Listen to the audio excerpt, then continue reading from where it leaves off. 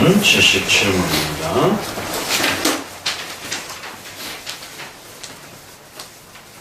구계명은 무엇입니까? 계명은 너희 이웃에 대하여 거짓 증거하지 말라입니다. 구계명이 명령하는 것은 무엇입니까? 계명이 명령하는 것은 특별히 증언할 때 서로 간의 진실함과 우리의 이웃의 명예를 지키고 높이는 것입니다. 구계명은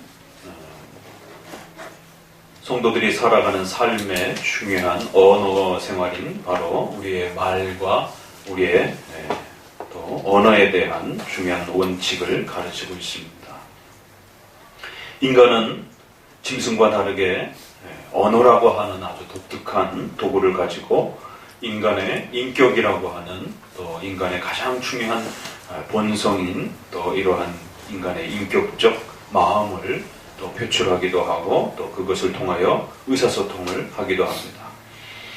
밥이 인간이 살아가는 생존의 물질적 원리라고 한다면 이렇게 언어는 인간이 인간으로서 인격적으로 살아가기 위한 아주 핵심적이고 중요한 또 도구이면서 또 인간을 또 세워가는 중요한 또 기초가 되기도 하는 중요한 수단입니다. 이러한 언어에 대하여 이제 성경은 거짓 증거하지 말라라고 하는 아주 중요한 또 원칙을 가르쳐 줍니다.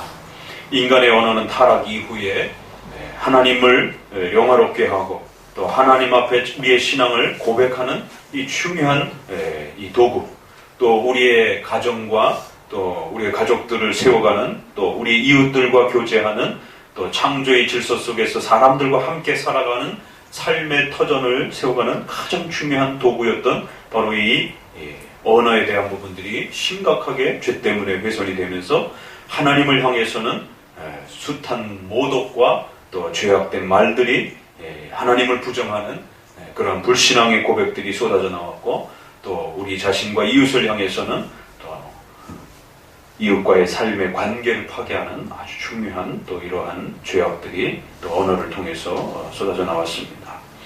야고보서나 요한일서와 같은 이런 여러 구절의 말씀들을 통해서 보듯이 마치 인간의 입은 배의 그 키처럼 배 전체를 키 하나로 움직이는 것처럼 우리의 이 언어 하나를 가지고 우리의 삶 전체를 움직이는 중요한 삶의 도구요, 수단이요, 또 발판이다라고 이렇게까지 말하면서 그 언어의 또 이 생활이 얼마나 중요한 것인지, 결국 이 언어란 단순한 의사소통의 문제가 아니라 우리 자신의 인격을, 우리 자신의 정체성을 확립하고 또 남에게 내가 누구인가를 드러내주는 아주 중요한 도구요, 또 하나님을 향해서 자신의 신앙 고백을 표출하는 중요한 삶의 도구임을 명심하셔야 됩니다.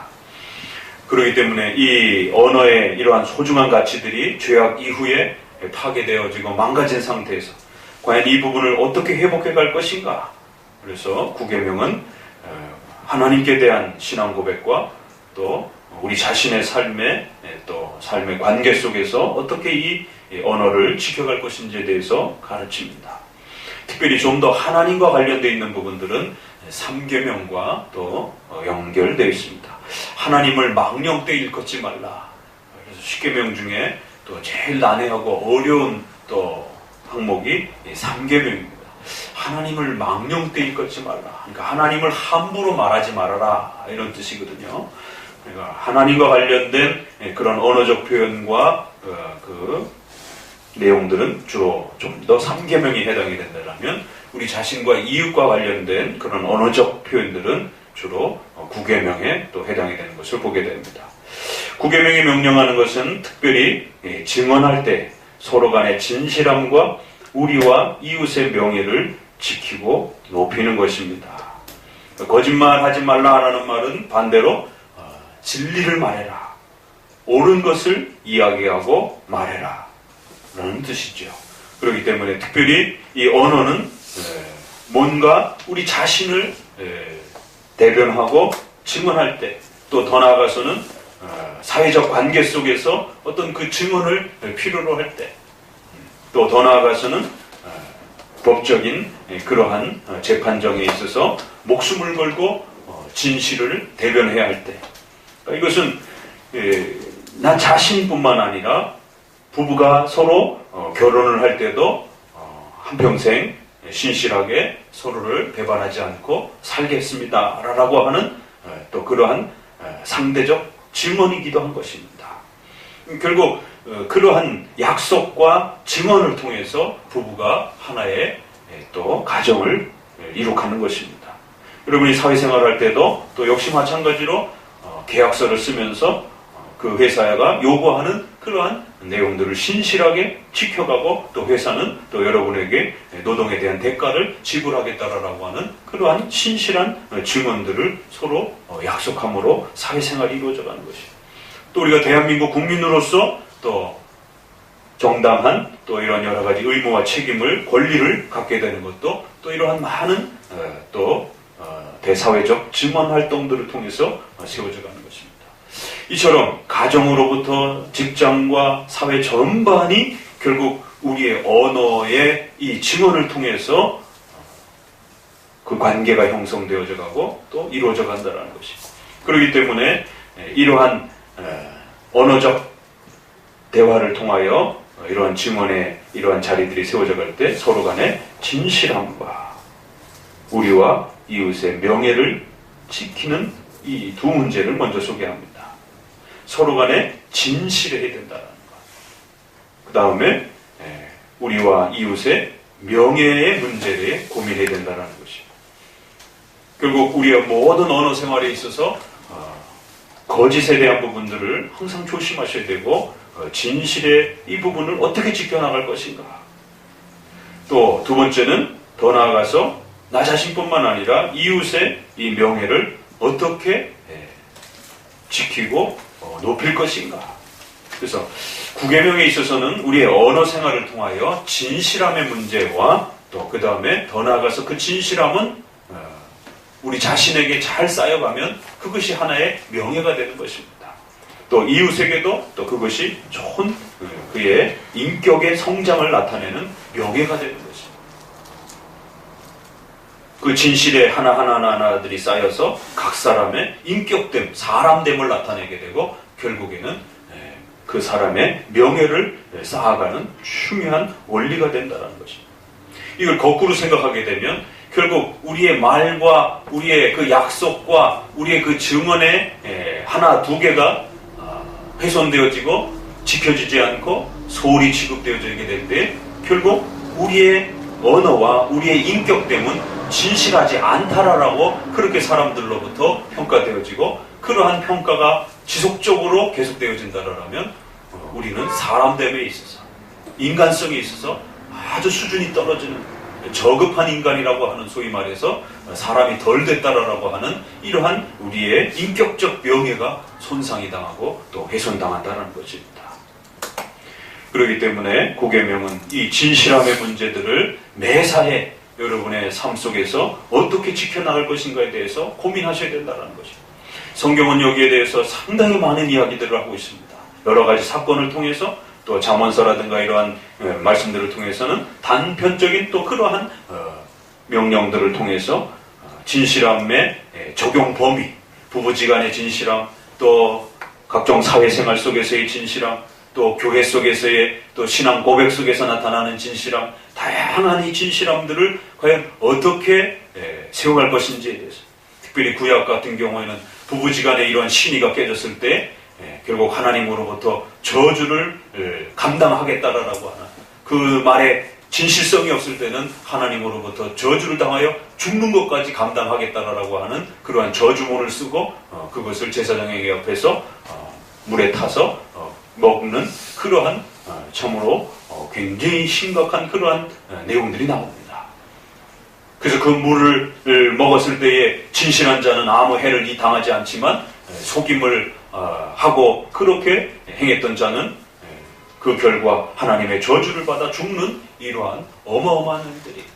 그래서 부부지간에 이러한 그 진실함의 문제들이 도무지 해결이 되지 않을 때 그 부부지간의 가장 은밀한 문제이지만 결국 그거를 제사장에게까지 가지고 와서 결국 하나님 앞에서 그 진실함에 대한 진실성의 문제들을 확인해가는 이러한 모습들을 보게 됩니다.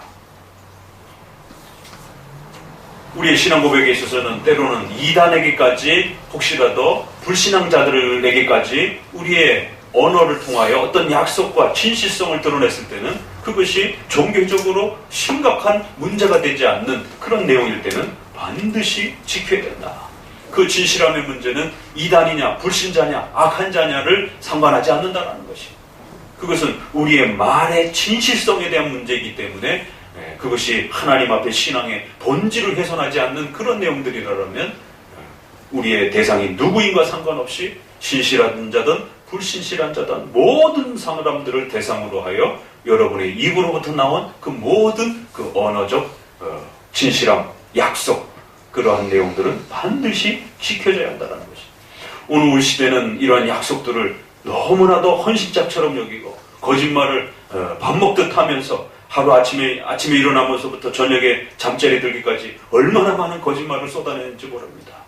가장 가까운 부부지간에도 그렇고 또 부모 자식지간에 피로 맺어진 그런 가장 가까운 가족지간에도 결국 그러한 거짓말들이 난무하는 것이에요. 아주 가벼운 거짓말부터 심각한 거짓말에 이르기까지, 또 회사 생활과 여러 가지 사회생활에 있어서 가장 그런 흔한 거짓말들. 차가 밀려서 늦게 왔습니다. 죄송합니다. 당장을 모면하기 위한 그러한 거짓말이 우리 몸에 배어있는, 특별히 우리 한국 사회는 이런 합리적이고 서양처럼 이렇게 이성적인 그런 어떤 판단과 이런 어떤 논리적 사고가 약하고 감성적이고 또 집단적인, 또 이런 가족 문화 중심적인, 또 그 다음에 유교 문화 속에서 이러한 그 바깥으로 드러내는 그러한 문화가, 우리가 그걸 외적인 그런 문화라고 그러죠. 이렇게 남에게 뭔가를 이렇게 없어도 있어 보이는 듯한 뭐뭐하는 채 하는, 있는 채 해야 되고 아는 채 해야 되고 가진 채 해야 되고, 그래야 무시당하지 않는 우리 한국 사회의 이원론적인 유대교적인 유교적인 그런 문화 때문에 더더욱 거짓말을 할 수밖에 없어요.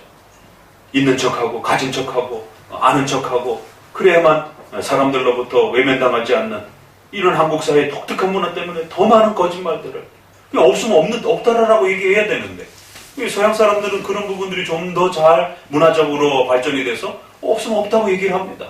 자기 시간이 안 되면 안 된다라고 합니다. 근데 우리는 만날 마음이 없는데도 다음에 만나서 밥 한번 먹자, 이게 인사가 됐습니다. 서양 사람들은 그 다음에 만나서 밥 한번 먹을 걸 기다리는 것이, 그런 말을 이렇게 던졌을 때 서양 사람들이 한국 사람들의 말 중에 가장 이해하기 어려운 말이 밥 한번 먹자. 근데 먹자고 연락을 안 하는 것이에요.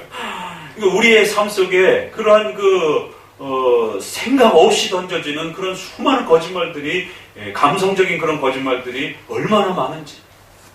그러다 보니까 좀 더 이 정직성에 대한 부분들이 OECD 국가 중에서 최하위에 이렇게 속할 정도로 그러한 국가적인 신뢰도도 떨어지게 되고, 여러 가지 문제에 있어서 이 정직과 거짓에 대한 이 차이 문제들이 사회적 그런 브랜드와 가치로 이렇게 높아지지 않는, 이것은 결국 기독교인들이 이렇게 세우지 않으면 사회 전반적으로는 잘 회복될 수 없는, 이건 아주 어려서부터 아주 몸에 배도록 그렇게 습관되어서 훈련되지 않는다라면 쉽지 않습니다. 결국 우리 기독교인들이 어려서부터 아주 가벼운 거짓말도 쉽게 흘려서는 안 되는 그러한 정직성에 대한, 진실함에 대한 가치들의 소중함을, 그 진실함의 가치가, 브랜드 가치가 얼마나 큰 것인지, 차라리 정직하게 말하다가 손해를 당할 수 있도록 그렇게 훈련시켜야 되는 것이죠. 아이가 본능적으로 어떤 매를, 회초리를 피하기 위해서 거짓말을 하는 것은 인간의 그 죄악된 본성인 것이, 그럴 때 그 아이에게 그 정직의 가치가 얼마나 소중한 것인지에 대해서 어려서부터 끊임없이 훈련되지 않는다라. 그래서 컨닝을 해서라도 성적을 높여서 갖고 오면 부모가 좋아하는 이러한 것들이 반복이 되면서 아이는 어려서부터 수단과 방법을 가리지 않고 결국 거짓말을 통해서 부모를 기쁘게 하고 또 사회적인 자신의 성공과 성취를 목적으로 달려가게 됩니다. 그런 아이들이 성인이 되었을 때 거짓말은 자신의 성공을 위한 지극히 당연한 삶의 수단이 되어버리는 것입니다. 그럴 때 우리 십계명의 이러한 말씀들은 그의 생에 있어서 너무너무 힘겨운 그러한 벽처럼 다가온다는 것이죠. 성도들이 진실함과 우리의 명예의 이 가치가 얼마나 하나님 앞에 소중한 것인지를 깨닫고 이걸 지켜가는 자들에게 하나님이 얼마나 큰 축복을 내려주시는지에 대한 그 하나님의 은혜와 복을 깨닫는다라는 것. 비록 돈을 잃어버린 한이 있다 할지라도 우리의 명예를 지킬 수 있는, 재산상의 손해가 날지라도 우리의 진실함과 우리의 명예를 지켜내는 일에 더 힘을 쏟으셔야 되는 것입니다. 이것을 지키고 지켜가는 것도 어렵고 또 그 수준에서 머무르지 마시고 동사가 두 개가 따라 붙었습니다. 하나는 지켜가셔야 되는 것입니다. 최저선으로 떨어지시면 안 되는 겁니다. 거짓말을 자꾸 하다 보면 우리의 이소 우화제처럼 늑대소년처럼 나중에는 아예 그 사람의 말을 아예 믿지 않는 겁니다. 그 사람은 그냥 그런 사람이에요. 그러니까 최저선으로 떨어지지 않도록 기본을 유지하셔야 되는 것입니다. 지켜가는 것도 중요합니다. 그러나 그 정도 수준을 요구하는 것이 아니라 우리 웨스트민스터에서는 더 높여가셔야 된다는 것입니다. 그러한 명예가 한 단계 한 단계 매년 높아져 갈 때 저 사람이 뭔가를 약속하면 반드시 틀림없다라고 하는 그런 신뢰감을 가질 수 있을 정도로. 그래서 적어도 우리 개혁교회 목회자가 우리 성도들에게 뭔가를 약속할 때는 그러한 십계명의 가치와 정신이 담기는 것이고, 또 우리 성도들이 또 교회 안에서 뭔가를 약속하고 뭔가를 이렇게 증언할 때는 적어도 그러한 가치가 서로 이렇게 세워지는 것입니다.